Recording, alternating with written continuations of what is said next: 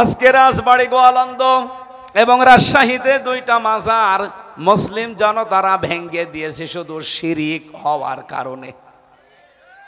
রাজবাড়িতে যে মাজারটা বানিয়েছে, আরে ভাই আপনি মাজার বানাবেন, মানুষ মারা গেছে, মাটি দিয়ে দেন, দোয়া করেন তার জন্যে। কাবা শরীফের আদলে তার কবরটা উঁচু করে বানিয়েছে। যত রকমের শিরিকি কাজ কারবার সেখানে চলছে। এলাকার মুসলমানেরা সহ্য করতে না পেরে প্রশাসনকে জানিয়েছিল, তারা কান মুখ নাড়ে নাই। ইমানের তাকিদে শেষ পর্যন্ত আজকে সেটা ভেঙে দিয়েছে। যদিও তার লাশটা পড়িয়েছে, এটা আমরা এর পক্ষে না, কিন্তু যেখানে শিরিক হবে ওই জায়গাটার আস্তানা ধ্বংস করে দেওয়া এটা ইমানদারের কাজ। শিরিক হলে ওই জায়গায় আল্লাহর রহমত থাকে না। যারা একে অন্যের দোষ চাপিয়ে নিজেকে সাধু সাজান, নিজেকে ভালো মনে করেন, আপনি কি হচ্ছে জানেন? মুসা নবী বললেন, আল্লাহ আমি তো জানি না যে লোকটাকে, তুমি একটু বলো, ইঙ্গিত দাও। আল্লাহ পাক বলেন, না, নাম বলা যাবে না, তবে একটা সিস্টেম বলি, ওখানে যে সবাইকে নিয়ে তওবা করবা, ওই লোকটাও তোমার সাথে তওবা করবে, আর তওবা যদি কবুল হয়ে যায় সঙ্গে সঙ্গে বৃষ্টি নাজিল হবে। মুসা নবী বললেন, এখানে এরকম একজন লোক আছে যে নিজে দোষ করে অন্যের উপরে চাপিয়ে দেয়, অথবা এর কথা ওর কাছে লাগায়। আজ বাংলাদেশের বিভিন্ন পরিবারে, বিশেষ করে সমাজে, পাড়ায় পাড়ায় মানুষের ভেতরে মিল নেই শুধু এই গুনাহ থাকার কারণে। আর মেয়েদের অভ্যাস এটা আরো বেশি। এরা এক জায়গায় হলেই শুধু গেবত। এই কথা বলেন না কেন? কার কার বউ গেবত করে হাত তোলেন তো। ও একজন। সম্মানিত মা বোনেরা, এরা যদিও ভয় পাচ্ছে যে রাতে আবার বিছানায় থাকতে দেন কিনা, এই জন্য হাত তুলছে না, কিন্তু আমি জানি মেয়েদের ভেতরে এই কবিরা গোনাটা বেশি। এই গোনার প্রচলন যে এলাকায় বেশি হয়ে যায়, সেই এলাকায় আল্লাহ 4 নাম্বার যে রহমত, বৃষ্টি বন্ধ করে দেয়। মুসা নবী সবাইকে নিয়ে তওবা করলেন, তওবা করা শেষ, হাত তুললেন, সঙ্গে সঙ্গে আমার আল্লাহ বৃষ্টি দেওয়া আরম্ভ করে দিয়েছেন। এই জন্য এই গোনা যদি আমাদের কুষ্টিয়া জেলায় থাকে, আমরা এখান থেকে আজকে তওবা করে ফেলতে পারি না? বলেন বলেন। এরপরেও যদি আপনি এই গোনায় লিপ্ত থাকেন, নিজে দোষ করেন, অন্যের ওপরে চাপিয়ে তাকে কালার করে দেন, আপনি এই মাহফিল থেকে চলে যান। কারণ আমরা যে দোয়া করবো, দোয়া কবুল হবে না আপনি থাকলে। দেখেন তো, ওই যে একজন চলে যাচ্ছে, দেখ, ও মনে হয় ওই গোনা করে, ওই যে আরেকজন যাচ্ছে।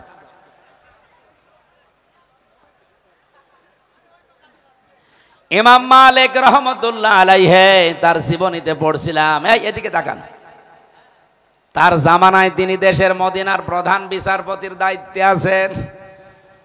ওই সময় একজন মহিলা মারা যাবার পরে তার প্রতিবেশী এসেছে তার লাশ ধোয়াতে।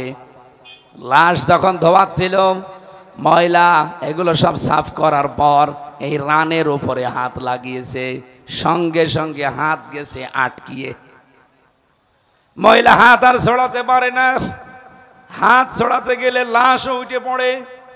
কি গো, কি করা যায়? এ তো মহামুসিবত, এলাকার ইমাম সাহেবকে ডাক দেন।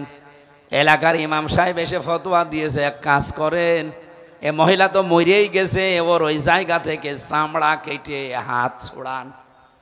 কিন্তু ওই মহিলা যার স্বামী যারা আছে, সন্তান যারা আছে, তারা বলে, না, আমার বউ আমার মা মারাই গেছে, তার উপর এখন আবার চামড়া কাটবেন, হবে না, দরকার ওই জীবিত মহিলার হাত কেটে ফেলেন। ওর স্বামী আর সন্তান এসে বলে, কি বলেন আপনারা? আমরা এসেছি প্রতিবেশী হিসাবে উপকার করতে, আর আপনারা এখন আমাদের জীবিত মায়ের, জীবিত স্ত্রীর হাত কেটে ফেলবেন? না, এটা আমরা মানি না। তাহলে এতটুকু ইমাম সাহেব দিয়ে হবে না, আর একটু বড় জায়গায় যান। জেলা শহরের যিনি সর্বোচ্চ ইমাম, তারে ডাক দিয়েছে। উনি বলছে, এক কাজ করেন, মহিলা তো মরে গেছে, কাটতে দেয় না, এ জীবিত যারা তারাও কাটতে দেয় না, আমাদের দ্বারা আর হবে না। এই দেশের প্রধান বিচারপতি যিনি হযরতে ইমাম মালিক, তারে ডাক দেন। ঘোড়ায় চড়ে গেলেন সেই মদিনায়, প্রায় 250 কিলোমিটার দূর। ওখান থেকে নিয়ে আসলেন এই এলাকাতে, অনেক ডাক দিলেন, পর্দা দিয়ে ঘিরে দাও, আমি মেয়েকে কয়েকটা প্রশ্ন করতে চাই। ইমাম মালিক রহমতুল্লাহ আলাইহি পর্দার আড়াল থেকে মেয়েটাকে জিজ্ঞাসা করছে, এই মেয়ে সত্যি করে বলো, লাশ ধোয়াতে গিয়ে কি কি হয়েছে? মেয়েটা বলে, ইমাম সাহেব আপনি আমারে বাঁচান, আমি কিচ্ছু করি নাই। না, যা হয়েছে সব বলা লাগবে, আমার কাছে কিন্তু কোরআন আর হাদিসের রাডার আছে, আমি ধরে ফেলবো। মেয়েটা বলছে, খলিফা ইমাম, আমি যখন লাশ ধোয়াচ্ছিলাম সর্বপ্রথম আমি একটা খারাপ মন্তব্য তার উপরে নিক্ষেপ করেছিলাম যে কিছুদিন আগে এই মেয়ে লোকটাকে আমি একটা যুবক ছেলের সাথে রিকশায় যেতে দেখেছি বা গাড়িতে যেতে দেখেছি। আমি মনে মনে ধারণা করেছিলাম ও তো দেখতে শুনতে ভালো, পর্দাও করে, কিন্তু চরিত্র ভালো না। এই যে খারাপ একটা ধারণা নিক্ষেপ করেছি তার উপরে, এ করতে করতে আমার হাত হঠাৎ করে তার এই রানের সাথে আটকিয়েছে, এরপরে আমি আর কিছু জানি না। ইমাম সাহেব বলে, হ্যাঁ আমি ধরে ফেলেছি। কোরআনে কারীম আল্লাহ রাব্বুল আলামিন জানিয়েছেন, ওয়াল্লাযীনা ইয়ারমুনাল মুহসানাতি সুম্মা লাম ইয়াতু বিআরবাআতি শুহাদা ফাজলিদুহুম সামানিনা জালদা ওয়ালা তাকবালু লাহুম শাহাদাতান আবাদা ওয়া উলাইকা হুমুল ফাসিকুন। বলেন আল্লাহু আকবার। সূরা নূরের ভেতরে এসেছে, ইমাম মালিক বলে, আমি আল্লাহর এই ঘোষণা জানি। ১৫০০ বছর আগে কোরআনে কারিমে আয়াতটা আল্লাহ নাযিল করেছেন। আল্লাহ পাক বলেন, কোন নির্দোষ নিরপরাধ কিচ্ছু জানে না ওই সম্পর্কে এমন একটা সতী সাধবী মেয়ে লোকের উপরে যদি কেউ ব্যভিচারের জেনার তহমত লাগিয়ে দেয়, তার চরিত্রের উপরে কিছু নিক্ষেপ করে, যারা প্রমাণ করতে পারে তাদের অসুবিধা নেই, কিন্তু 4 জন সাক্ষী নিয়ে আসা লাগবে। যদি 4 জন সাক্ষী জেনাকার অবস্থায় দেখে, তার সাক্ষী নেওয়া হবে। যদি আন্দাজে বলে না, তার সাক্ষী নেওয়া যাবে না। 4 জন সাক্ষী যদিও জোগাড় করতে না পারে, তাহলে তার 2টা শাস্তি হবে।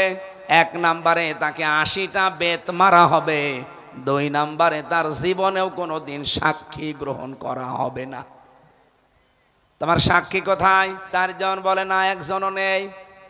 1 জনও নেই যখন, তখন তোমার প্রথম শাস্তি সামানিনা জালদা, আমি তোমাকে 80টা বেতাঘাত করা হবে। এই মুহূর্তে রাষ্ট্রের জাল্লাদকে ডাক দিয়ে বলে, আরম্ভ করো। আর দ্বিতীয় শাস্তি যদি এটা হয়ে যায়, ও যদি বেঁচে থাকে, কোনোদিন তার সাক্ষী এই পৃথিবীতে জীবিত অবস্থায় আর নেওয়া হবে না। আমি ওনার জীবনী পড়তে গিয়ে পেলাম, আমার মাঝে মাঝে ওই সময় মনে হচ্ছিল, বাংলাদেশে যদি এই আইনটা, বিশেষ করে সূরা নূরের আইনটা সংসদে আমরা চালু করে দিতে পারতাম, এই দেশে মিথ্যা সাক্ষীর জন্য যত মানুষ জেলখানায় আছে, 1 জনেও জেল খাটা লাগতো না। বেড়ামারাবাসী পৃথিবীর মানুষের উপরে আল্লাহ যখন খুশি হয়, তখন তার বাড়িতে আল্লাহ 1 নম্বরেই কন্যা সন্তান পাঠায়। এখানে যাদের কন্যা সন্তান আছে, তাদের উপরে আপনি আর কিছু না হোক, আল্লাহ খুশি ছিল, এই জন্য দিয়েছে। নবীজি বলেন, কোন বাড়িতে যদি কন্যা সন্তান আসে, সঙ্গে সঙ্গে ওখানে 4 জন ফেরেশতা চলে আসে। যখনই ও দুনিয়ার মুখ দেখে, তখন তার মাথার উপরে ফেরেশতারা নূরের যে হাত আছে এতে স্পর্শ দিতে থাকে, ডাক দিয়ে বলতে থাকে, এই দুর্বল দেহটা একটা দুর্বল দেহ থেকে বের হয়ে এসেছে, এই মেয়েটাকে যে লালন পালন করবে, একে যে দিনের শিক্ষা দেবে এবং সৎ পাত্র দেখে পাত্রস্থ করবে, এই 3টা কাজ যদি কোনো দায়িত্বশীল বাবা মা বড় ভাই যারাই দায়িত্বে থাকবে, তাদের কফিল, এরা যদি পালন করতে পারে, কিয়ামতের দিন আমি আল্লাহর নবী আর ওই মেয়েটার লালন পালনকারী পাশাপাশি জান্নাতে থাকব। সুবহানাল্লাহ বলার আওয়াজ শুনে বোঝা যাচ্ছে যে আমরা নারাজ। মেয়ে যাদের আছে বলেন তো আলহামদুলিল্লাহ। মেয়ে এসেছে এ কথা শুনলে মন খারাপ হয়েছে তো, মুখ কালো হয়ে যেত কাফেরদের। কাদের বলেন বলেন? রব্বুল আলামিন বলেন ওয়াইদা বশশিরা আহাদুহুম বিল উনসা যাল্লা ওয়াজহুহু মুসওয়াদ্দা ওয়া হুয়া কাযীম। সূরা নাহলের ভেতরে এসেছে, হে নবী, ওদের কাছে যখন আপনি কন্যা হয়েছে এই সংবাদ দেবেন, তখন দেখবেন ওদের মুখ চেহারা কালো হয়ে গেছে। সুতরাং এই অভ্যাসটা, এই স্বভাবটা কাফেরদের। এই স্বভাব, এই অভ্যাস এখন অনেক মুসলমানের উপরে ভর করেছে। কারা কারা মেয়ে হলে নারাজ হয়েছিলেন হাত তোলেন দেখি। এই মিথ্যা কথা বলবেন না ভাই, রবিউল আউয়াল মাস।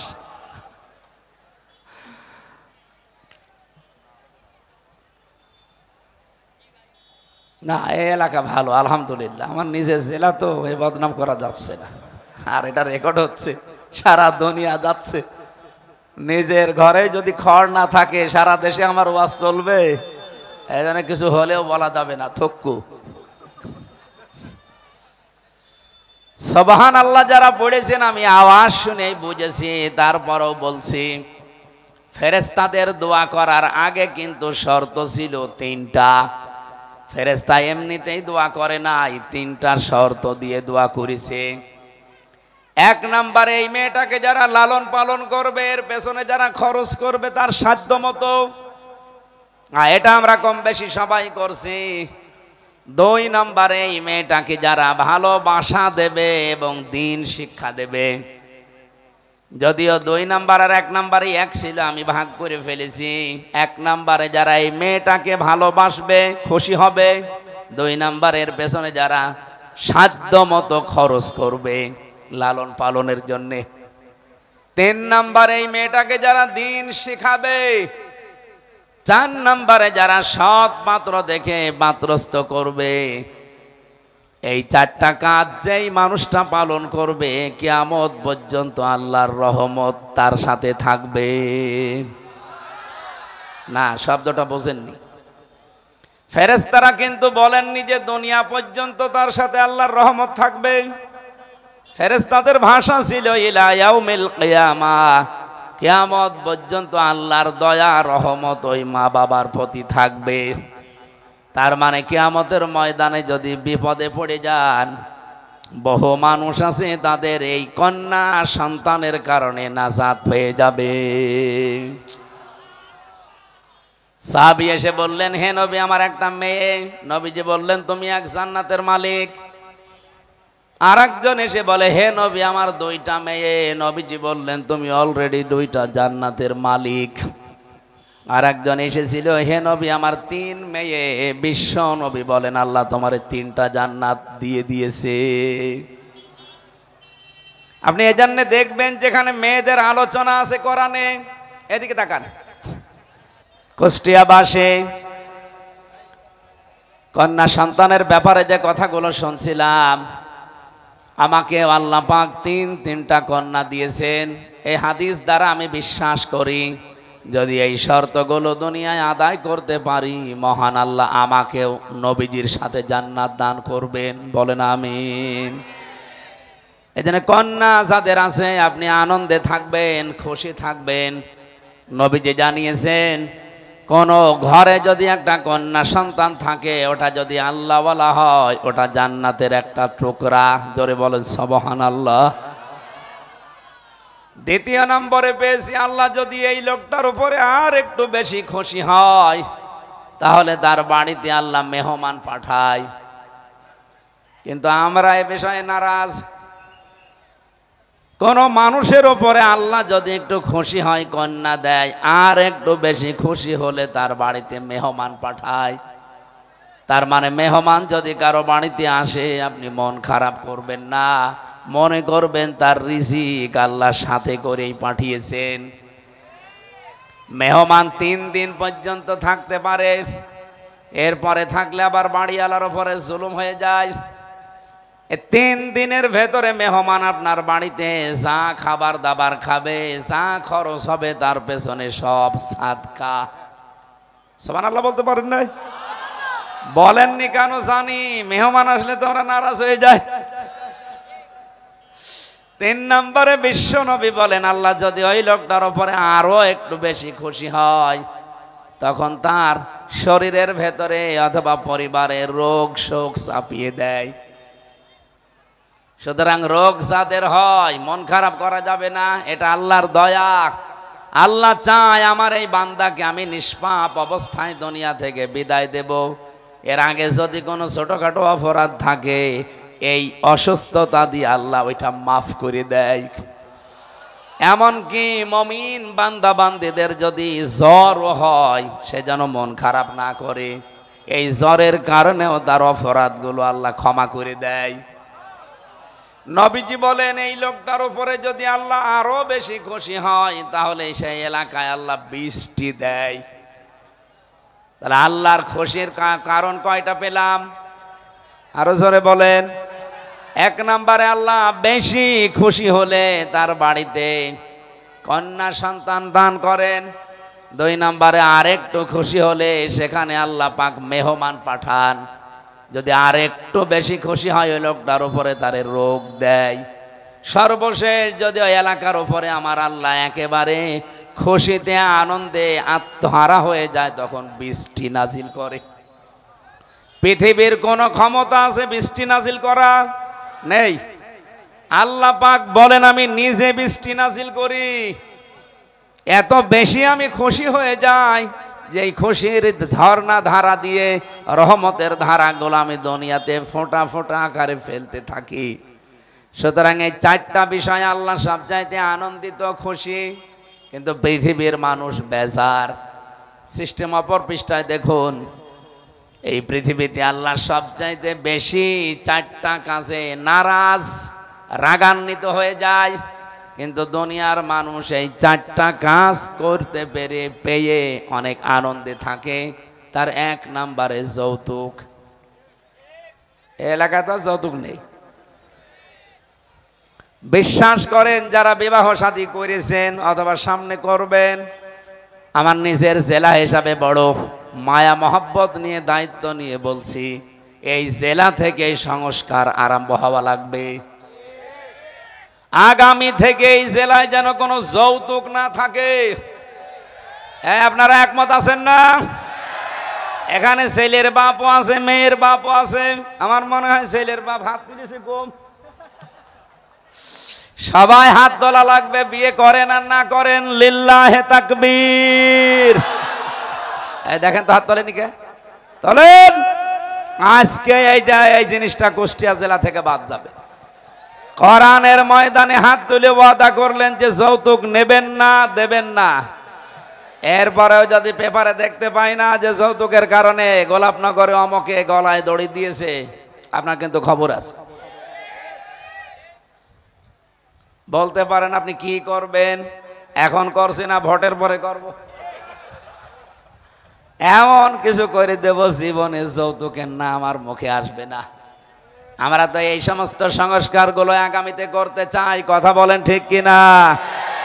যৌতুক এটা মানবতার সাথে মহা কৌতুক। এই কৌতুক এই দেশে অন্তত আর চলবে না। আমার মনে হয় যৌতুকের টাকা না নিয়ে পায়খানা করে খেয়ে ফেলবেন ভালো না, অসুবিধা নেই। কারণ পায়খানা করে খেয়ে ফেললে আপনার 1টা গোনা হবে মাত্র, আর যৌতুকের টাকা যারা নিয়েছেন আপনার ডবল গোনা হবে। কি কথা বলেন? একটা কবিরা গোনা আর একটা জুলুমের গোনা। 18 বছর, 20 বছর, 25 বছর পর্যন্ত মেয়েটাকে লালন পালন করে আপনার হাতে দিচ্ছে। শ্বশুর শাশুড়ির পায়ে তো সেজদায় পড়ে থাকার কথা, যদিও মানুষের পায়ে সেজদা দেওয়া জায়েজ নেই। আপনি আবার ভুল বুঝবেন না, হুজুর বললো কি? শ্বশুর শাশুড়িকে আমার মনে হয় সম্মানে আপনার নত হয়ে যাওয়ার কথা, যেখানে শুকরিয়া আদায় করার কথা। কারণ এই মেয়েটা আপনাকে এই পৃথিবীতে জেনা থেকে, ব্যভিচার থেকে বাঁচিয়ে রাখে।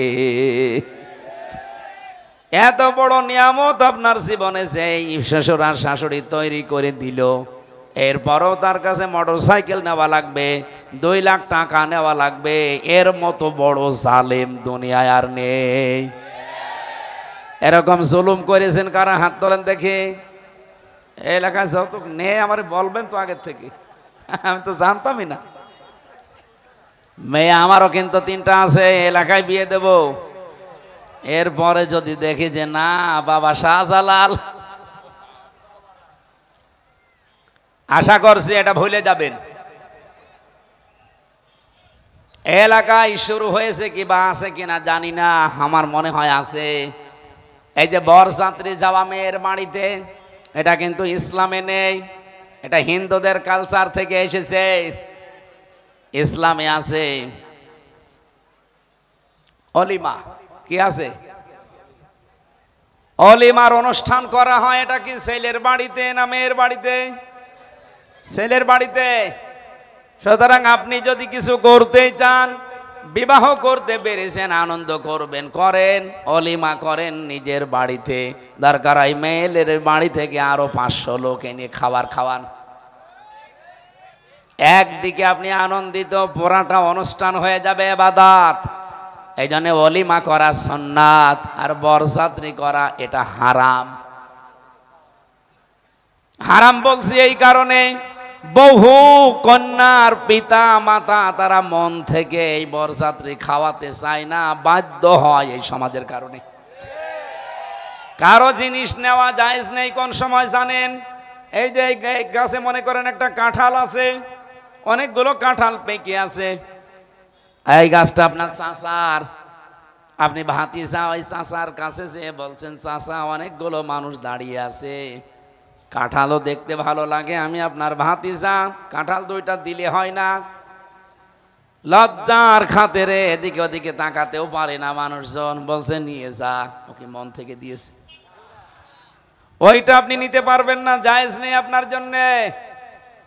যদিও চাচা কাঁঠাল দিয়েছে, মন থেকে দেয়নি, এদিক ওদিকে তাকিয়ে দিয়েছে, আপনি এইটা যদি আপনার জন্য জায়েজ না হয়, বরযাত্রীতে যারা যায় মরণের খাওয়া খায়, জায়েজ হয় কি করে? আশা করছে আগামী থেকে আমাদের জেলা থেকে আরম্ভ হবে এই কাজটা। এখন থেকে আর কোনো বাড়িতে বরযাত্রী যাওয়া যাবে। বরযাত্রীর দাওয়াত দিলে বলবেন না আমি ওর ভেতরে নেই, আপনি অলিমা করেন, আমি আরো গোষ্ঠী সৈন্য নিয়ে যাব। এই কথা বলে না কেন? আরে ভাই আপনি জবাব দেন না, আওয়াজও দেন না। আমি যে বারবার এতক্ষণ পেঁচাচ্ছি কথাগুলো এমনি না, আমার 3টা মেয়ে বিয়ে দেওয়া লাগবে না? যৌতুক নামে মানবতার সাথে এই মহা অভিশাপ, এটা আজ বাংলাদেশ থেকে চিরবিদায় করা লাগবে। 2 জন মহিলা আমাদের মাথার উপরে ছিল এতদিন, এই 2টা মহিলা কোনো দিন এ বিষয়ে কথা বলে নাই। অন্তত পুরুষ মানুষ যারা আছে তারা তো বোঝার কথা। যিনি এখন আছেন অন্তত তিনি 2 জন নবীর নাম নিয়ে আসেন। ডক্টর মোহাম্মদ ইউনুস, কয় নবীর নাম? মোহাম্মদ একটা, ইউনুস একটা, 2 নবীর নাম নিয়ে আপনি আসেন। কি করছেন? 1 বছর পার হয়ে গেল, একটা আইন পাশ করে দিতে পারছেন না এই দেশে যৌতুক নিলে তার ফাঁসি। এমনি বন্ধ হয়ে যাবে আশা করছি। এটা ইসলাম যদি আসে এইটাও কায়েম হবে বাংলাদেশে ইনশাআল্লাহ। এই জন্য মেয়েদের বাবা যারা আছেন আনন্দে নিচে গিয়ে ভোট দেবেন, ছেলের বাবারা দিয়েন। আপনাকে তো আমি গোনা থেকে বাঁচিয়ে দিলাম, আপনার গোনা হচ্ছে। আজকে থেকে তওবা করা যায় না যে না আর যৌতুকের টাকা নেব না, এটা পায়খানার চাইতে নিকৃষ্ট। 2 নম্বরে হাদিস পেয়েছি, বিশ্ব নবী বলেন আল্লাহ যদি সব চাইতে বেশি রেগে যায় কোন মানুষের ওপরে, যেই মানুষটা গীবত করে। গীবতটা কি? যেই দোষ কোন মানুষের ভেতরে আছে, ওই লোকটার কথাগুলো যদি আপনি বাইরে প্রচার করেন তাহলে সে মন খারাপ করতে পারে, এইটার নাম গীবত। বাংলাদেশে গীবত যাই হয় হোক না কেন তার চাইতে বেশি হয় এই দেশে তোহমত। এটা মারাত্মক। গীবতের চাইতেও এদিকে তাকান, এই 54 বছরের ভেতরে বাংলাদেশে স্বাধীন হয়ে সবচাইতে বেশি যে গোনাটা হয়েছে সেটা হচ্ছে তোহমত। কি কথা বুঝতেছেন? যে যেই দেশ করে নাই ওই দোষটার উপরে চাপিয়ে তাকে কালার করে দেয়, তার বদনাম বের করে। এটা বাংলাদেশে ছিল না। বলেন বলেন, সবচাইতে বেশি ছিল এই গণাটা বাংলাদেশ জামাত ইসলামী আর ইসলামী ছাত্র শিবিরের বিরুদ্ধে। আপনি মন খারাপ করলে আমি বলবো, যেহেতু সত্য কথা, যেই দোষ তাদের উপরে এতদিন দেওয়া হয়েছে আন্দাজে, এই দোষে বহু দোষী আছে, তাদের কোনো দোষ নেই। রাজাকারের দোষ তাদের দেওয়া হয়, তাদের দলে মাত্র 37 জন, অথচ যারা দেয় তাদের 1040 জন রাজাকার। আমরা যদি হই রাজাকার, আপনি তো রাজাকারের বাপ। বলেন তো, ঝাঁঝর যদি এসে সইকে বলে তোর পেছনে ফুইটো, ওরে মেরে ফেলা দরকার না? আপনার দলে 1040 জন রাজাকার, তাও লিস্টেড, আর আপনি আমার 37 জন নিয়ে মেতে আছেন। সুতরাং আগামী থেকে এই কথা আর কোনোদিন শুনবো না। জবাব দেওয়া লাগবে। কেন বলেন এই মিথ্যা কথা? নিজেরটা ঠিক করতে পারেন না। যাদের 37 জনের ভেতরে 11 জনকে আপনি এই দোষে ফাঁসি দিয়ে মেরেই ফেলেছেন, যদিও তারা ওইভাবে রাজাকার ছিল না, আন্দাজে দোষ চাপিয়ে দেওয়া হয়েছে। আল্লামা সাঈদী সংসদে দাঁড়িয়ে কোরআন বুকে নিয়ে বলেছিলেন, 71 সালের কোনো কাদা আমার গায়ে লাগে নাই। আমাকে যদি কেউ রাজাকার বলে তার প্রমাণ করতে না পারে, সে পিতৃ পরিচয়হীন অবৈধ জারোর সন্তান। এটা যে কত বড় সত্য কথা প্রমাণিত, তার বাস্তব প্রমাণ, তার 4 জন সাক্ষী, এখনো তারা জীবিত আছে। এ মানুষগুলো এখন সব স্বীকার করছে যে এগুলো সব হাসিনার সাজানো, আর দাদা বাবুদের প্রেসক্রিপশন অনুযায়ী এটা করা হয়েছিল।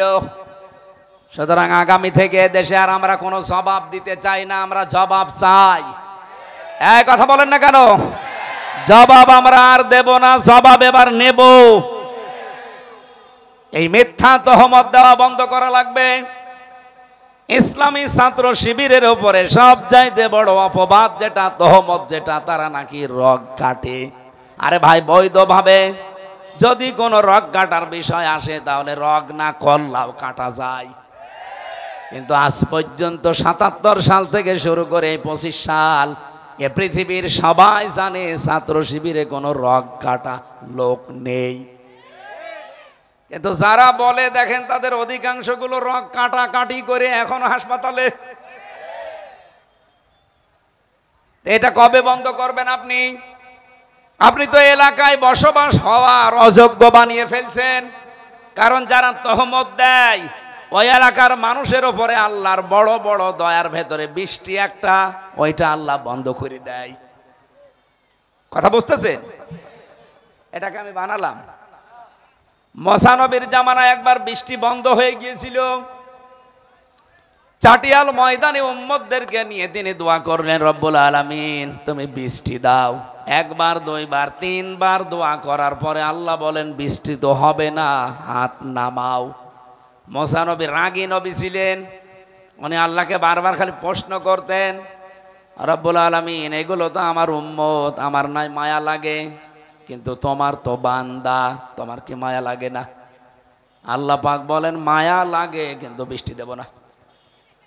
মায়া লাগে বৃষ্টি দিবা না মানে দেওয়া লাগবে। আল্লাহ পাক বলেন মুসা আমি বৃষ্টি দিতে পারি এই মুহূর্তে, কিন্তু তুমি যাদের নিয়ে দোয়া করছিলে, নামিমা তালাতালি করা, এর কথা ওর কাছে লাগানো, এর দোষ ওর উপরে চাপিয়ে দেওয়া, এইরকম একজন মানুষ এখানে বসে আছে, সেও তোমার সাথে হাত তুলেছিল। সে যতক্ষণ বের হয়ে না যাবে বা পরিবর্তন না হবে, তুমি নবী মুসা হয়ে দোয়া করলেও কবুল হবে না। মুসা নবী রেগে গেছেন, এমন রাগা ওনার চুল টুপি দিয়ে খাড়া হয়ে বের হয়ে যেত। ডাক দিয়ে বলে, রব্বুল আলামিন তুমি শুধু ওই লোকটার নাম বলো, দেখো কি করি ওর। আল্লাহ বলেন না, আমি নিজেই নাম ধরে কথা বলতে নিষেধ করি আর এখন আমি নাম বলে দেব আর সবার সামনে তারে অপমান করবা, হবে না। মুসা নবী বললেন রব্বুল আলামিন তুমি যদি নাম না বলো আমি তো আর আলিমুম বিদাতিস সুদূর না, যে মনের খবর জানি। চিন্তা করে দেখেন তো, মুসা নবীর মতো এত বড় পাওয়ারফুল নবী যিনি আল্লাহর সাথে কথা বলতেন, কালিমুল্লাহ বলা হয় যাকে, সেই নবী বলছে আল্লাহ আমি তো আর আলিমুম বিদাতিস সুদূর না, যে মনের খবর কি আমি জানি। নবী মুসা যদি এটা না জানে, বাংলাদেশে বহু ভণ্ড পীর আছে তারা মনের খবরও জানে। এগুলো যে ডাহা বাটপারি মিথ্যা প্রতারণা ধোঁকাবাজি ছাড়া আর কিছু বলেন। আজ যে বহু বানানো মাজার ভেঙ্গে ফেলা হচ্ছে, যদিও আমি এর পক্ষে না, আল্লাহর ওলিদের মাজার থাকবে সংরক্ষিত, আপনি সেখানে যেয়ে দোয়া করবেন শুধু, কিন্তু তার কাছে কিছু চাইবেন না। অথচ এই ভেড়া মারার বুকেও বহু জায়গায় আমরা মাজার বানিয়ে অনেকেই ব্যবসা করে খাচ্ছি।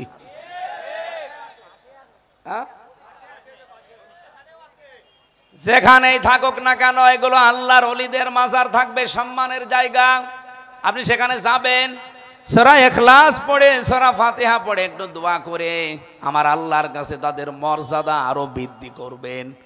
কিন্তু আপনি যে যদি তাদের কাছে চান, এটা যে প্রকাশ্য শিরিক। আল্লামা সাইদি সহ বহু আলেমরা এই দেশে আজ 50, 60, 100 বছর ধরে বলে, অথচ আমাদের হুঁশ ফেরে না। কুষ্টিয়াবাসী কবে হুঁশ ফিরবে আপনাদের? বাংলাদেশের অন্য জেলায় গিয়ে কথা বলতে মাঝে মাঝে আমার লজ্জা হয়, কারণ এই জেলাতে 2 জায়গায় বড় বড় শিরিক প্রকাশ্যে চলছে। একটা আমাদের কুমারখালী থানায়, আর একটা এই থানায়। এই জন্য যেখানে যেটা আছে আমরা চাই তারা যদি আল্লাহর ওলি হয়ে থাকে তারা সম্মানের জায়গায় থাক। কি কথা বলেন না কেন? তাদের নিয়ে আপনি ব্যবসা করে খাবেন, তার মানে কি? এই পৃথিবীতে সবচাইতে বেশি আল্লাহ পাক ঘৃণা করেন তাদেরকে, যেই মানুষগুলো যৌতুকের টাকা নেয়, গীবত করে, তহমতের দোষ লাগিয়ে দেয়, আর যারা মাজারের খাদেম হয়ে ব্যবসা করে খায়। একটু বেশি হয়ে গেল নাকি? না না, কেবল শুরু হচ্ছে। বেশি হয়েছে মানে কিয়ামতে যাদের উপরে আল্লাহ নিপতিত করবেন, তাদের ভেতরে 1 নম্বরে যাদের নাম আমি পেয়েছি, তারা এই মাজার ব্যবসায়ী। এই শক্ত কথাগুলো কোরআন হাদিস থেকে শক্তভাবে বলা হয়, এজন্য অনেকের ব্যবসায় ভাটা পড়ে, তখন তারা বলে হামজাকে ভোটই দেব না। কোন জায়গার ফতোয়া কোন জায়গায় দিচ্ছে? ওরে আমি বাঁচাতে চাই, মাজারে সেজদা করা, মাজারে মানত করা, আগরবাতি দেওয়া, কিছু চাওয়া, এটা প্রকাশ্য শিরিক। বলেন বলেন। আজকে রাজবাড়ী, গোয়ালন্দ এবং রাজশাহীতে 2টা মাজার মুসলিম জনতারা ভেঙ্গে দিয়েছে শুধু শিরিক হওয়ার কারণে। রাজবাড়িতে যে মাজারটা বানিয়েছে, আরে ভাই আপনি মাজার বানাবেন, মানুষ মারা গেছে, মাটি দিয়ে দেন, দোয়া করেন তার জন্যে। কাবা শরীফের আদলে তার কবরটা উঁচু করে বানিয়েছে। যত রকমের শিরিকি কাজ কারবার সেখানে চলছে। এলাকার মুসলমানেরা সহ্য করতে না পেরে প্রশাসনকে জানিয়েছিল, তারা কান মুখ নাড়ে নাই, ইমানের তাকিদে শেষ পর্যন্ত আজকে সেটা ভেঙে দিয়েছে। যদিও তার লাশটা পড়িয়েছে, এটা আমরা এর পক্ষে না, কিন্তু যেখানে শিরিক হবে ওই জায়গাটার আস্তানা ধ্বংস করে দেওয়া এটা ইমানদারের কাজ। শিরিক হলে ওই জায়গায় আল্লাহর রহমত থাকে না। যারা একে অন্যের দোষ চাপিয়ে নিজেকে সাধু সাজান, নিজেকে ভালো মনে করেন, আপনি কি হচ্ছে জানেন? মুসা নবী বললেন আল্লাহ আমি তো জানি না যে লোকটা কে, তুমি একটু বলো, ইঙ্গিত দাও। আল্লাহ পাক বলেন না, নাম বলা যাবে না, তবে একটা সিস্টেম বলি, ওখানে যে সবাইকে নিয়ে তওবা করবা, ওই লোকটাও তোমার সাথে তওবা করবে। আর তাওবা যদি কবুল হয়ে যায় সঙ্গে সঙ্গে বৃষ্টি নাজিল হবে। মুসা নবী বললেন, এখানে এরকম একজন লোক আছে যে নিচে দোষ করে অন্যের উপরে চাপিয়ে দেয়, অথবা এর কথা ওর কাছে লাগায়। আজ বাংলাদেশের বিভিন্ন পরিবারে, বিশেষ করে সমাজে, পাড়ায় পাড়ায় মানুষের ভেতরে মিল নেই শুধু এই গুনাহ থাকার কারণে। আর মেয়েদের অভ্যাস এটা আরো বেশি। এরা এক জায়গায় হলেই শুধু গেবত। এই কথা বলেন না কেন? কার কার বউ গেবত করে হাত তোলেন তো। ও একশো। সম্মানিত মা বোনেরা, এরা যদিও ভয় পাচ্ছে যে রাতে আবার বিছানায় থাকতে দেন কিনা, এই জন্য হাত তুলছে না, কিন্তু আমি জানি মেয়েদের ভেতরে এই কবিরা গোনাটা বেশি। এই গোনার প্রচলন যে এলাকায় বেশি হয়ে যায় সেই এলাকায় আল্লাহ 4 নাম্বার যে রহমত, বৃষ্টি বন্ধ করে দেয়।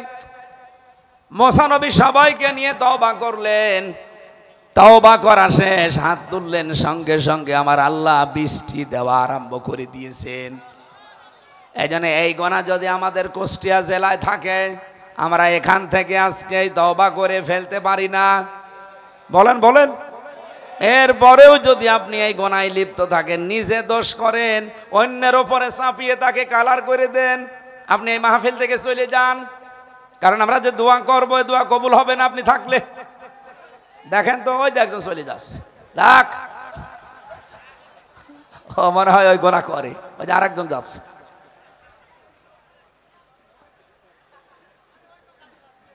ইমাম মালিক রহমতুল্লাহ আলাইহি তার জীবনীতে পড়ছিলাম, এদিকে তাকান, তার জামানায় তিনি দেশের মদিনার প্রধান বিচারপতির দায়িত্বে আছেন। ওই সময় একজন মহিলা মারা যাবার পরে তার প্রতিবেশী এসেছে তার লাশ ধোয়াতে। লাশ যখন ধোয়াচ্ছিল, ময়লা এগুলো সব সাফ করার পর এই রানের উপরে হাত লাগিয়েছে, সঙ্গে সঙ্গে হাত গেছে আটকিয়ে। মহিলা হাত আর ছড়াতে পারে না, হাত ছড়াতে গেলে লাশও উঠে পড়ে। কি গো, কি করা যায়? এ তো মহামুসিবত, এলাকার ইমাম সাহেবকে ডাক দেন। এলাকার ইমাম সাহেব এসে ফতোয়া দিয়েছে, এক কাজ করেন, এ মহিলা তো মরেই গেছে, ওর ওই জায়গা থেকে চামড়া কেটে হাত ছোড়ান।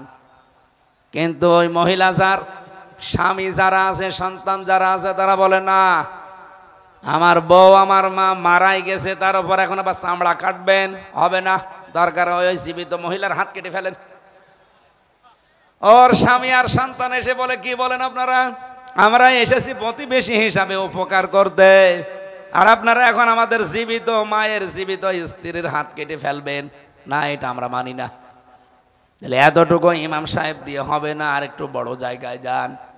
জেলা শহরের যিনি সর্বোচ্চ ইমাম, তারে ডাক দিয়েছে। উনি বলছে, এক কাজ করেন, মহিলা তো মরে গেছে, কাটতে দেয় না, এ জীবিত যারা তারাও কাটতে দেয় না, আমাদের দ্বারা আর হবে না। এই দেশের প্রধান বিচারপতি যিনি হজরতে ইমাম মালিক, তারে ডাক দেন। ঘোড়ায় চড়ে গেলেন সেই মদিনায়, প্রায় 250 কিলোমিটার দূর। ওখান থেকে নিয়ে আসলেন এই এলাকাতে। অনেক ডাক দিলেন, পর্দা দিয়ে ঘিরে দাও, আমি মেয়েকে কয়েকটা প্রশ্ন করতে চাই। ইমাম মালিক রহমতুল্লাহ আলাইহি পর্দার আড়াল থেকে মেয়েটাকে জিজ্ঞাসা করছে, এই মেয়ে, সত্যি করে বলো, লাশ ধোয়াতে গিয়ে কি কি হয়েছে? মেয়েটা বলে, ইমাম সাহেব আপনি আমারে বাঁচান, আমি কিচ্ছু করি নাই। না, যা হয়েছে সব বলা লাগবে, আমার কাছে কিন্তু কোরআন আর হাদিসের রাডার আছে, আমি ধরে ফেলবো। মেয়েটা বলছে, খলিফা, ইমাম, আমি যখন লাশ ধোয়াচ্ছিলাম, সর্বপ্রথম আমি একটা খারাপ মন্তব্য তার উপরে নিক্ষেপ করেছিলাম যে কিছুদিন আগে এই মেয়ে লোকটাকে আমি একটা যুবক ছেলের সাথে রিকশায় যেতে দেখেছি বা গাড়িতে যেতে দেখেছি। আমি মনে মনে ধারণা করেছিলাম ও তো দেখতে শুনতে ভালো, পর্দাও করে, কিন্তু চরিত্র ভালো না। এই যে খারাপ একটা ধারণা নিক্ষেপ করেছি তার উপরে, এ করতে করতে আমার হাত হঠাৎ করে তার এই রানের সাথে আটকিয়েছে, এরপরে আমি আর কিছু জানি না। ইমাম সাহেব বলে, হ্যাঁ আমি ধরে ফেলেছি।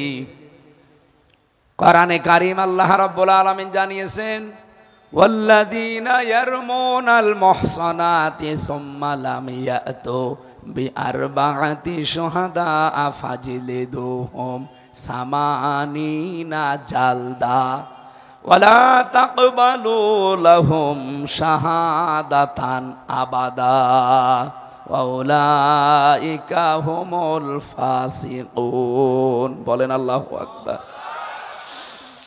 সূরা নূরের ভেতরে এসেছে, ইমাম মালিক বলে আমি আল্লাহর এই ঘোষণা জানি। ১৫০০ বছর আগে কোরআনে কারিমে আয়াতটা আল্লাহ নাযিল করেছেন।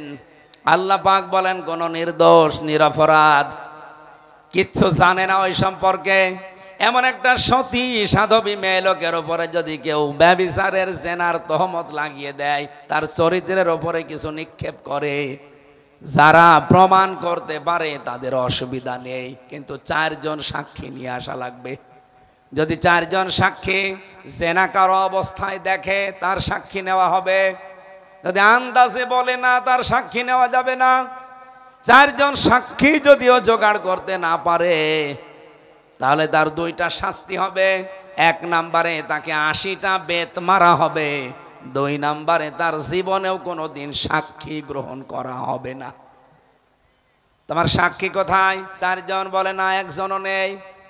1 জনও নেই যখন, তখন তোমার প্রথম শাস্তি সামানিনা জালদা। আমি তোমাকে 80টা বেতাঘাত করা হবে এই মুহূর্তে। রাষ্ট্রের জাল্লাদকে ডাক দিয়ে বলে আরম্ভ করো। আর দ্বিতীয় শাস্তি, যদি এটা হয়ে যায়, যদি বেঁচে থাকে, কোনোদিন তার সাক্ষী এই পৃথিবীতে জীবিত অবস্থায় আর নেওয়া হবে না। আমি ওনার জীবনী পড়তে গিয়ে পেলাম, আমার মাঝে মাঝে ওই সময় মনে হচ্ছিল, বাংলাদেশে যদি এই আইনটা, বিশেষ করে সূরা নূরের আইনটা সংসদে আমরা চালু করে দিতে পারতাম, এই দেশে মিথ্যা সাক্ষীর জন্য যত মানুষ জেলখানায় আছে, 1 জনেও জেল খাটা লাগতো না। আগে জেলে নেওয়া লাগতো, কারণ ওরা এই মিথ্যা সাক্ষীগুলো লেখে। আমার মামলার আয়ু যেটা, ওইটা কুষ্টিয়ার চোড়হাসের 4 জনকে টাকা পয়সা দিয়ে ম্যানেজ করেছে, তাও নিজের টাকা না, আমারে ধরে নেওয়ার পরে আমার বাবারে বলেছে টাকা দেন 10 লাখ, নাইতে আমরা রিমান্ডে কিন্তু দেব। সর্বশেষ আমার বাবা তাড়াতাড়ি করে 8 লাখ টাকা দিয়েছে। মামলার ওই আয়ু এখনো জীবিত আছে, বাড়ি ব্রাহ্মণ কি মাদারীপুরে। এই লোকটা ওখানে 4 জন, 2 জন হিন্দু, 2 জন নামে মুসলমান।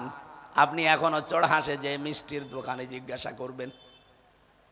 আমার তো যখন সাক্ষী দিতে আমি দেখতাম, ওদেরকে আমার বাবার কাছ থেকে এই টাকা নিয়ে সাক্ষীদেরকে টাকা দিয়েছে 1,25,000 করে। ওদেরকে বলেছে তুমি বলবো যে হামজা এই এই, বাকি আমি সব লিখে নেব। জীবনে যেই কাজ কোনোদিন করি নাই, ওই দলের প্রধান আমারে বানিয়ে মামলা দিয়েছে আমি নাকি আনসারুল্লাহ বাংলা টিমের প্রধান। ও সাতাশে কি আমি আজ পর্যন্ত জানি না। আমার প্রথম মামলায় ছিল আমি নাকি আনসারুল্লাহ বাংলা টিমের সারা বাংলাদেশের প্রধান। আপনি নাম শুনেছেন? কেউ কেউ শুনতে পারেন, আমি তো ওর আগে ভালো জানতাম না। আমারে বলছে কি কি জানেন লেখেন, ওই রিমান্ডে মাটির নিচে। আমি বলছি কিচ্ছু জানি না, আপনাদের কাছেই শুনছি। জানি না তখন লিখবো কি? ওনারা নিজেরাই বানিয়ে বানিয়ে লিখে ওই সাক্ষীদের কাছ থেকে সই নিয়ে ওইটাই চালিয়ে দিয়েছে। আমার নামে বলেছে উনি 164 দিয়েছে, এই দেখেন ওনার কথা। অথচ একটা কথাও আমার না, সব ওদের লিখিত। এই কারণে 3 বছর আমার আটক করে রেখেছিল, ছাড় দেয়নি। আমার মতো বহু মানুষ আমি দেখেছি ভেতরে বিনা কারণে, এই মিথ্যা সাক্ষীর কারণে তারা জেল খাটতেছে। ওই বিষয়ে তারা কিচ্ছু জানে না। আমার তো মনে হয় আগামীতে বাংলাদেশে আইন পাশ করা দরকার। কেউ কারো বিরুদ্ধে যদি মামলা দেয়, আর মামলা যদি প্রমাণ করতে না পারে যে দেবে, তারেও জেলে দেওয়া লাগবে। বলেন আপনার কারণে, কোন কারণে আমি 3টা বছর জেল খাটলাম? বলেন। প্রমাণ হয়ে গেছে যে আগস্টের 5 তারিখের পরে মামলা আমার শুধু জামিন না, খারিজ হয়ে গেছে। আদালত কর্তৃক আমি নির্দোষ, আমার কোনো দোষ তারা পায়নি, সম্পৃক্ততা পায়নি, তাহলে 3 বছর আমাকে জেলে রাখলেন কেন? এই জন্য মামলার আয়ু থেকে একেবারে হাসিনা পর্যন্ত সবাই দায়ী। আর কথা বলেন না কেন? এই দেশে আগামী থেকে এরকম মিথ্যা সাক্ষী এটা সংস্কার করা দরকার না? আমরা এই সংস্কার চাই। এইটা চাইতে গেলেই তখন মানুষের মন পাওয়া যায় না। অত দরকারকে আগে নির্বাচন দেন, আমরা করে নেব, তোমরা করবা। তোমরা যত মিথ্যা মামলা এখনই 1 বছর 1 মাসের ভেতরে বানিয়ে ফেলেছো। বাংলাদেশ জামাত ইসলামের শ্রদ্ধাভাজন আমির উনি আগস্টের 5 তারিখের পরেই বলেছিলেন, না আমরা কারো বিরুদ্ধে মিথ্যা মামলা দিতে চাই না, সত্য যারা তাদের উপরে আপনি অ্যাকশন নিন, কিন্তু মিথ্যা কারো উপরে দোষারোপ আমরা চাপাতে চাই না। উনি এই হাদিস জানেন তাই। কিন্তু বহু মানুষ দেখলাম মিথ্যা মামলা দিয়ে মিথ্যা সাক্ষী জোগাড় করে একেবারে বাবা শাহজালাল সব হালাল করে খেয়ে যাচ্ছে। না, এই থানায় নেই। ইমাম মালিক ডাক দিয়ে বলেন, আল্লাহর বান্দি, আজকে থেকে জীবনে যতদিন বেঁচে আছো কোনোদিন তোমার আর সাক্ষী গ্রহণ করা হবে না, এই তোমার শাস্তি। প্রথম যেহেতু তোমার কোনো সাক্ষী নেই, 4 জন, তুমি আন্দাজে মনে মনে ধারণা করে এই কাজ করেছো। যে মেয়েটা মারা গেছে তার স্বামীকে তার ছেলেকে জিজ্ঞাসা করা হচ্ছে যে এই যে একটা যুবক ছেলের সাথে বাড়িতে যাচ্ছিল, এই ছেলেটাকে? স্বামী বলছে ওইটা আমার শালীর ছেলে। বলেন তো, শালীর ছেলে হলে এই মেয়েটার কি হয়? বোনের ছেলে। যেই 14 জন মহিলার সাথে দেখা করা জায়েজ আছে, তার ভেতরে বোনের ছেলে আছে না নেই? এই বলেন না কেন? 14 জন পুরুষ মানুষের সাথে আপনি দেখা করতে পারবেন। আপনার বাবা, আপনার ছেলে, আপনার ভাই, আপনার দুধ ভাই, এরপরে আপনার বোনের ছেলে, আপনার ভাইয়ের ছেলে, আপনার জামাই। জামাই মানে আপনি মেয়েজার সাথে বিয়ে দিয়েছেন, ওইটা জামাই। এরকম 14 জনের নাম আমি সূরা নিসার ভেতরে পেয়েছি। এই 14 জনের সাথে আপনি দেখা করতে পারবেন, কথা বলতে পারবেন, কিন্তু মুখমণ্ডল, হাতের কবজি আর পায়ের পাতা খোলা রাখা, বাকি শরীর ঢেকে রাখা লাগবে। কথা বুঝতেছেন? মেয়েরা যদি কেউ দেখা করতে চান তাহলে 14 জন পুরুষের নাম সূরা নিসার 21 নম্বর আয়াতটা পড়ে নেবেন। যাদের সাথে বিবাহ করা হারাম এদের সাথে দেখা করা জায়েজ, কিন্তু শুধু মুখ, হাত আর পায়ের পাতা বাদ দিয়ে পুরা শরীর ঢেকে রাখা লাগবে। বলেন তো, এই যে 14 জনের নাম আমি একটা একটা করে এখন বলবো, এর ভেতরে স্বামীর নাম আছে না? নেই। একে ওয়াজ শুনছে নাকি ওকে মাজারে আছে?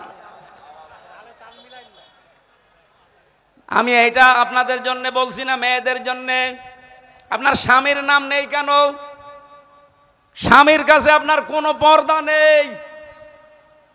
যেই মহিলা তার স্বামীর সামনে যত বেশি খোলামেলা থাকবে তত বেশি তার সওয়াব বাড়তে থাকবে।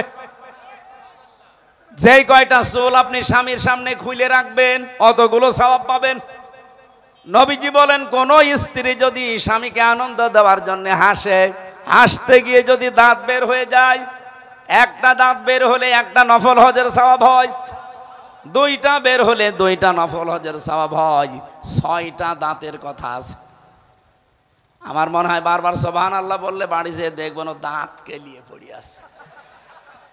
কি গো, হুজুর ওয়াজ করলে যত দাঁত দেখবা তত সওয়াব। এই জন্য আমি আর নামলাম না, দরকার নেই, 2টাই থাক। সম্মানিত মা বোনেরা, আমি জানি আপনারাও দাঁত বের করেন স্বামী বাদ দিয়ে দোলা ভাইয়ের সামনে। হ্যাঁ, কথা বলে।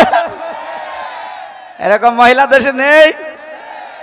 একজন মেয়ে লোকের জন্য মরণের মতো কঠিন এবং ভয়ঙ্কর হচ্ছে 2 জন পুরুষ। মৃত্যুকে মানুষ যেমন ভয় করে, এই 2 জন পুরুষকে যেন এরকম ভয় করে চলে। তার একজন হচ্ছে দোলা ভাই আর একজন দেবর। আর এই দেশে এই 2 জনের সামনে কোনো পর্দা থাকে না, অথচ এই 2 জন সম্পর্কে ভয়ঙ্কর। এদের থেকে আরো বেশি দূরত্ব বজায় রাখা লাগবে। একজন মেয়ে লোকের জন্য যেমন 2 জন পুরুষ মানুষ ভয়ঙ্কর, মৃত্যুর মতো একজন পুরুষের জন্যেও দুইজন মহিলা সবচাইতে ভয়ঙ্কর। একজন হচ্ছে তার শালী আর একটা ভাবি। অনেকে ফতোয়া বের করেছে ভাবি আমার মায়ের মতো, ওর দাঁত খুলে ফেলা দরকার শয়তানের। কয়দিন পরে দেখা যাচ্ছে ভাবিরে নিয়ে আল্লাহ রাস্তায় চলে গেছে। আরে ভাবির যদি মায়ের মতো হয়, মায়ের সাথে কেউ পালায়, হ্যাঁ কথা বলেন না কেন? তার মানে আপনার এটা ফন্দি ফিকির। এই ভেড়া মারায় যদি কেউ এরকম মনে করে থাকেন, বাদ দেন এই ধান্দা। ইমাম মালিক ডাক দিয়ে বললেন, জল্লাদ পিঠের উপরে চাবুক লাগাও। একটা একটা করে চাবুক মারতেছে, প্রায় ৭৯টা হয়ে গেছে, কিন্তু হাত খোলে না। ইমাম মালিক ডাক দিয়ে বললেন, জল্লাদ খবর কি? বলেন না, হাত তো খোলে নাই, আর একটা চাবুক বাকি আছে। ইমাম মালিক ডাক দিয়ে বললেন, দেখেন আল্লাহর কোরআন আমি ১০০% বিশ্বাস করি, এখানে কোনো ২ নাম্বারই নেই। অবশ্যই আমাদের কোনো কিছু ভুল হয়ে যাচ্ছে। মেয়েটাকে জিজ্ঞাসা করলেন পর্দার আড়াল থেকে, তুমি কিন্তু মুখ দিয়ে অথবা অন্তর দিয়ে এই ধারণাটা নিক্ষেপ করেছিলে, এই খারাপ ধারণা, অথচ ওই মহিলার চরিত্র ওইরকম না। আল মুসলিমু মান সালিমাল মুসলিমুনা মিন লিসানিহি ওয়া ইয়াদিহি। নবীজি বলেন মুসলমান তো ওইটা যার হাতের দ্বারা মুখের দ্বারা অন্য মুসলমান শান্তি পায়।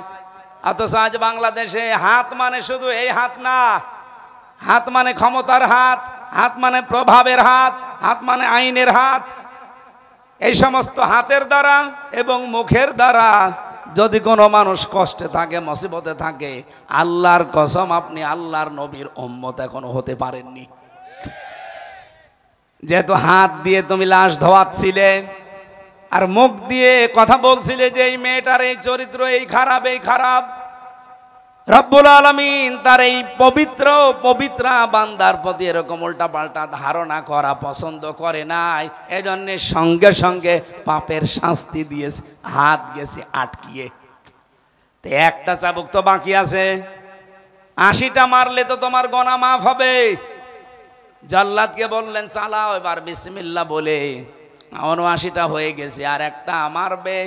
বিসমিল্লাহির রহমানির রহিম। ৮০টা মারার সঙ্গে সঙ্গে চট করে হাত খুলে গেছে। আমার ভাইরা, আমি যেটা বোঝাতে চাই এই জীবনী থেকে, আন্দাজে কোনো ধারণা করলে যদি এই শাস্তি আল্লাহ সঙ্গে সঙ্গে চাপিয়ে দেয়, আমার মনে হয় এইরকম শাস্তি যদি বাংলাদেশে আজকে থাকতো, আজ ডাকসুতে যত রকমের দোষ চাপানো হচ্ছে সাদিক কায়েমের ওপরে আর ফরহাদের ওপরে, সবগুলো বন্ধ হয়ে যেত। আন্দাজে দোষ চাপিয়ে দেয়। আপনি রাগ করবেন না, আপনার হাতে পায়ে ধরে বলছি, বিবেকটা একটু কাজে লাগান। সাদিক কায়েম গোপনে, ফরহাদ গোপনে পেছনে থেকে যে কাজটা করে দিয়েছে, তাদের মাথায় তুলে রাখার কথা এ জাতির। অথচ কত সোতা নাতা দোষ তাদের ওপরে গোপনে চাপিয়ে দেওয়া হচ্ছে এখন। এই জাতির মতো নিকৃষ্ট এবং নেমো খারাপ মানুষ আমি আর পৃথিবীতে পাই না। জাতির সূর্য সন্তান যারা, পৃথিবীর প্রত্যেকটা দেশের দিকে তাকান, তারা জাতির সূর্য সন্তানদেরকে মাথায় তুলে রাখে। এত বড় কঠিন অবস্থা থেকে যারা আজ আমাদেরকে উন্মুক্ত জীবনে ফিরিয়ে দিল, সে যেভাবেই হোক, তাদেরকে আজ জাতি উল্টা পাল্টা দোষ দিতে দ্বিধাবোধ করে না। আল্লাহ এদেরকে সম্মতি দান করেন। এরপরেও যদি এ মানুষগুলোর হেদায়েত আল্লাহর জানা থাকা যে হবে না, এদেরকে যেন নমরুদ ফেরাউনের মতো হালাক করে দেন, বলেন আমিন। এত বড় কঠিন কথা আমি বলতাম না, এই আচরণগুলো দেখে বলছি। সুতরাং আল্লাহ সবচাইতে নারাজ এবং মন খারাপ হয়, আল্লাহ রাগান্বিত হয়ে যায় যখন মানুষ গীবত করে আর এর কথা ওর কাছে চাপিয়ে দেয় মিথ্যা তহমত দিয়ে। ৩ নম্বরে বিশ্বনবী জানিয়েছেন, মানুষ যখন সুদ খায় তখন আল্লাহ আরো বেশি রেগে যায়। অথচ বাংলাদেশে এখন ঘরে ঘরে সুদ। এই কথা বলেন, এলাকায় এখানে এটা আছে কিনা আমি জানি না, যে টাকা ছেড়ে রাখে, টাকা আসে, ১০০০ টাকা দিয়ে রাখে, মাসে মাসে 100 টাকা করে বেশি পাই। এরকম যদি কেউ থাকেন, আমি অপমানের জন্য না, সংশোধনের জন্য বলছি, আপনার জন্য আমি আজকে এমন একটা কাজ করে দেব, আপনি ছেড়ে দেবেন। হাত তোলেন তো দেখি। টাকা ছেড়ে রেখেছেন আপনি? হাত তুলে আবার নামিয়ে ফেলছে না। আপনি হাত তুলেছেন যখন, বলেন কয় টাকা ছেড়েছেন?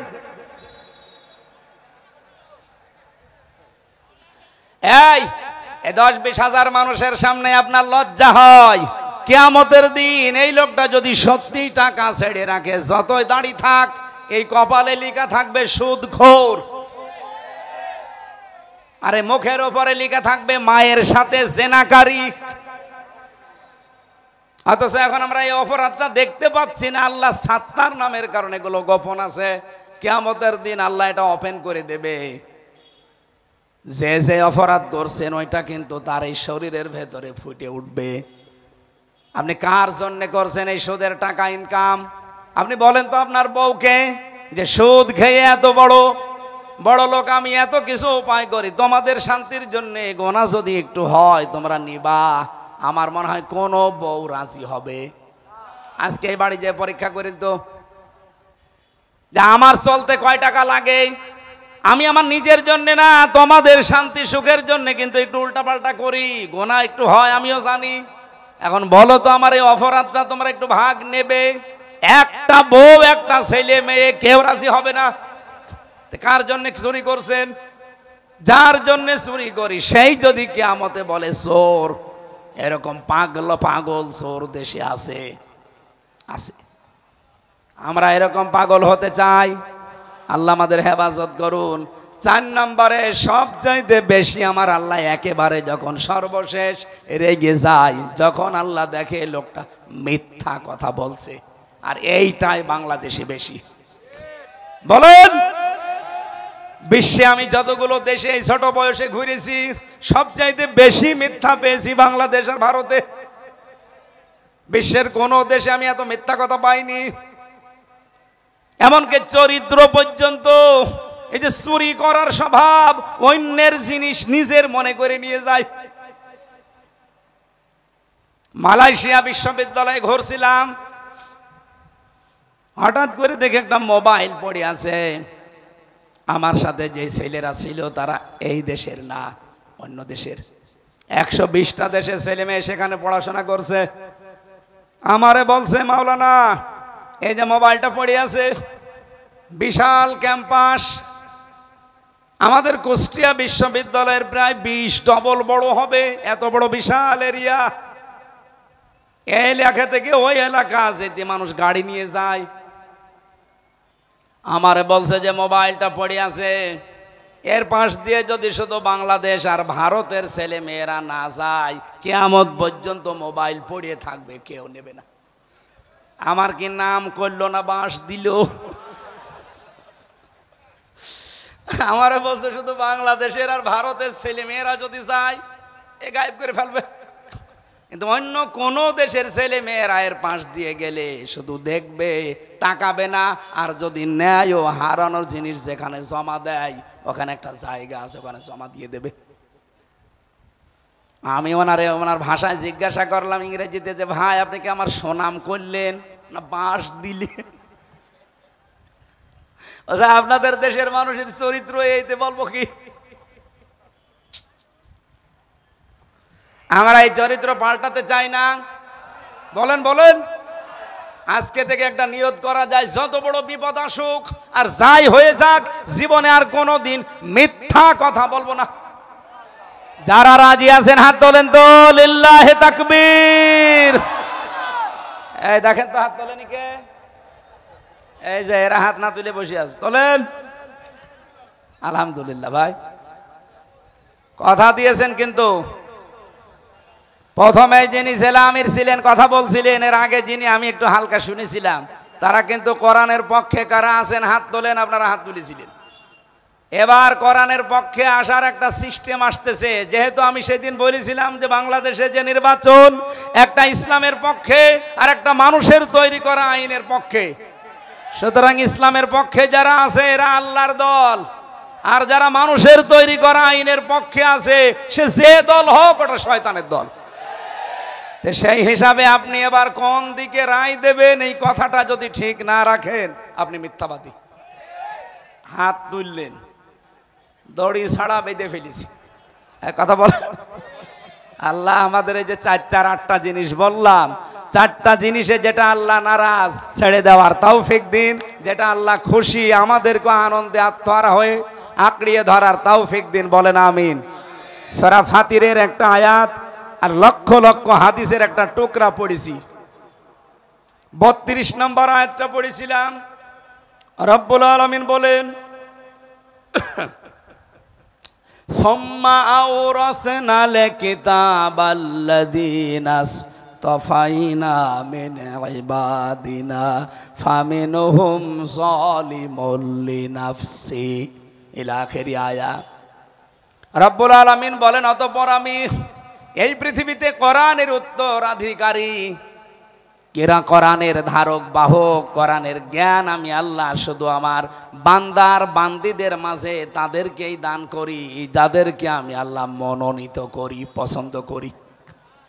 ও বাংলার মুসলমানেরা, আজ আমরা যারা আলেম আছি, এখানে আলেমদের কিছু দায়িত্ব কর্তব্য, সে আলেম নারী হোক আর পুরুষ হোক।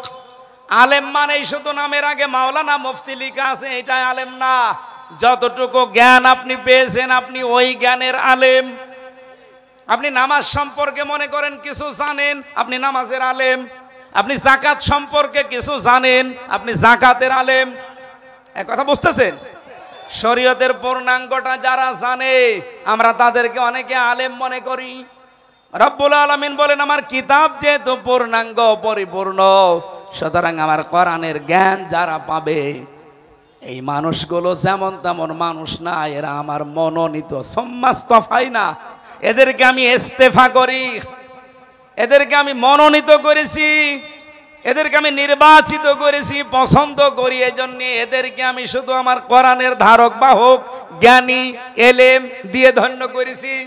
কিন্তু আমার এই বান্দা বান্দিদের ভেতরে যারা কোরআনের জ্ঞান পেয়েছে, কোরআনের এলেম পেয়েছে, এরা আবার 3 প্রকার।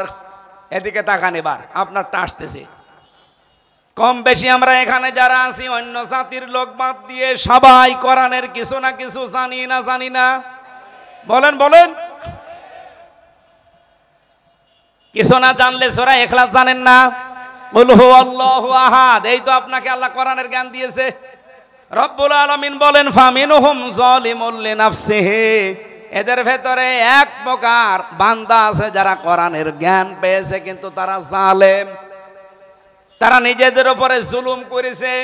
কারা তারা দেখেন তো আপনি এই ক্যাটাগরিতে পড়েন কিনা?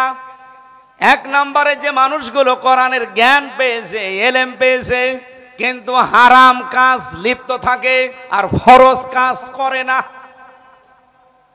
এই মানুষগুলো নিজেদের উপরে নিজে জুলুম করার কারণে কিয়ামতে উঠবে, কিন্তু আলেম হয়ে না, জালেম হয়ে। এদেশে এরকম জালেম নেই, হারাম কাজে লিপ্ত থাকে, ফরজ কাজগুলো করে না। 2 নম্বরে মিনহুম মুকতাসিদ, মধ্যম পন্থা অবলম্বনকারী। এরা হচ্ছে ফরজ নামাজ, ফরজ কাজগুলো আদায় করে, হারাম কাজগুলো ছেড়ে দেয়, কিন্তু মাকরু কাজ, এরপরে মুস্তাহাব বিষয়গুলো ছেড়ে দেয়, মোবা বিষয়গুলো কিছু মনে করে না। আমি যে ব্যাখ্যাটা বলছি এটা ইবনে কাসির থেকে। আমার তো মনে হয় বাংলাদেশে এখন আমরা যারা নারী আর পুরুষ আছি কোরআনের জ্ঞানে এই 2 নাম্বারের ক্যাটাগরিতে আছি। ফরজ হয়তো আদায় করি, হারাম কাজও আস্তে আস্তে অনেকে ছেড়ে দেয়, কিন্তু মাকরু আছে। এরপরে আবার অন্যান্য যতগুলো সুন্নত আছে ওগুলোর গুরুত্ব দিতে চাই না। এরপরে মুস্তাহাব আছে, মানতে চাই না। আল্লাহ আমাদেরকে এই পর্যায়ে রেখেছে, আমার যতটুকু পর্যালোচনা। 3 নম্বরে ওয়ামিনহুম সাবিকুম বিল খায়রাতি বিইজনিল্লাহ, 3 নম্বরে তারা যারা অগ্রগামী ভালো কাজে আল্লাহর অনুমতি ক্রমে। এইটাই আমি বোঝাতে আয়াতটা পড়েছি। রবিউল আউয়াল মাস, বিশ্বনবী এসেছিলেন এই মাসে যতগুলো মিশন নিয়ে, তার 1 নম্বরে মিশন ছিল আল্লাহর এই জমিনে আল্লাহর বিধান কায়েম করা। আমি কি এটা বানালাম? বলেন বলেন। আপনি পড়া কোরআনটা সামারাইজ করে দেখবেন, সব কথার এক কথা এই কথা, হে নবী আপনাকে আমি পাঠাইছি হল্লাযী আরসালা রাসূলাহু বিল হুদা ওয়া দীনিল হাক্কি লিইয়ুযহিরাহু আলাদ দীনি কুল্লিহি ওয়ালাউ কারিহাল মুশরিকুন। আমি সেই আল্লাহ, আপনাকে আমি পাঠালাম আমার সত্য দিন ইসলাম দিয়ে, কোরআন দিয়ে।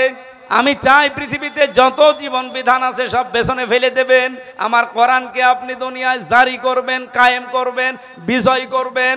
যদিও এতে মুশরিকদের মন খারাপ হবে। সুতরাং রবিউল আউয়াল মাস এসেছে আমাদের এই শিক্ষা দিতে।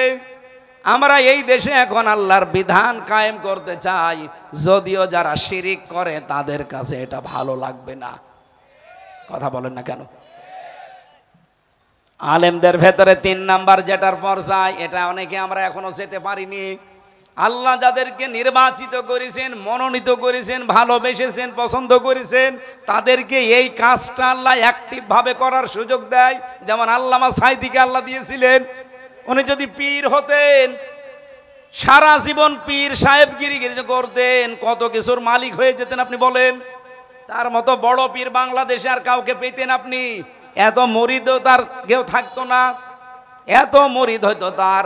কিন্তু জীবনে তিনি এই 3 নাম্বারটা বেছে নিয়েছেন। অমিনহুম সাবিকুম বিল খায়রাত। এই খয়রাতের ব্যাখ্যায় আমি প্রায় 25টা বিষয় পেয়েছি। একটা একটা করে সিরিয়াল করে আমি দেখেছি। সর্বপ্রথম খয়রাত, ভালো কাজ আল্লাহর দৃষ্টিতে এই জমিনে দিন কায়েম করা। কুষ্টিয়াবাসী বড় ভালোবাসি আপনাদের। আমি চাই নারী পুরুষ যারা এসেছেন এটা একবারে বুঝে ফেলেন। আপনি যত তাড়াতাড়ি বুঝবেন তত তাড়াতাড়ি আপনি কল্যাণ পাবেন। যত অগ্রগামী হবেন দেখবেন তত তাড়াতাড়ি কল্যাণ আসতেছে। যালিকা হুয়াল ফাদলুল কাবীর। এটা যেমন তেমন দয়া না, আল্লাহ বলেন এটা বহু বড় দয়া, ফাদলুল কাবীর, সবচাইতে বড় অনুগ্রহ আপনার প্রতি। বাংলাদেশে আজ মাত্র 18 কোটি মানুষের 7 কোটি 20 লাখ মানুষ এরা চাচ্ছে যে এই দেশে দিন কায়েম হোক। এই আয়াত অনুযায়ী এরাই অমিনহুম সাবিকুম বিল খায়রাত, এরা ভালো কাজে অগ্রগামী, এই মাত্র 7 কোটি 20 লাখ। বাকি যারা বাইরে আছেন আহ্বান জানাবো, ফিরে আসেন। আল্লাহর দিন কায়েমের জন্য পতাকা তলে যারা শামিল করতে চায় শামিল হয়ে যান। ইবনে মাসউদের হাদিস পড়েছিলাম না, ফাত্তাবিউস সিওয়াদাল আযম। তোমাদের জীবিত অবস্থায় যখন তোমরা দেখবে সেই দলের দ্বারা ইসলাম কায়েম করা অতি তাড়াতাড়ি সম্ভব, তোমরা ওই দলকে সাপোর্ট করবা, অনুসরণ করবা, পেছনে থাকবা। আর আমি যেটা জানি এখন বাংলাদেশে দিন কায়েম করার জন্য সবচাইতে বেশি অগ্রণী ভূমিকায় আছে বাংলাদেশ জামাত ইসলামী। আপনার মন খারাপ হলে আপনি লেখাপড়া করে বুঝে নেন, যান সূরা ফাতির 32 নম্বর আয়াত। এটা যদি করতে পারেন এর পরবর্তীতে আল্লাহ সুসংবাদ দিয়েছেন জান্নাত। জান্নাতুন না, জান্নাত বহু বচন দিয়েছেন। এরপরের শব্দটা আদন, স্থায়ী। আমরা এখানে যারা আরবি গ্রামার বুঝি জিজ্ঞাসা করে দেখেন তো, আরবিতে এক বচন আছে, দ্বিবচন আছে, বহু বচন আছে, কিন্তু অন্যান্য ভাষায় আপনি এটা পাবেন না, এক বচন বহু বচন।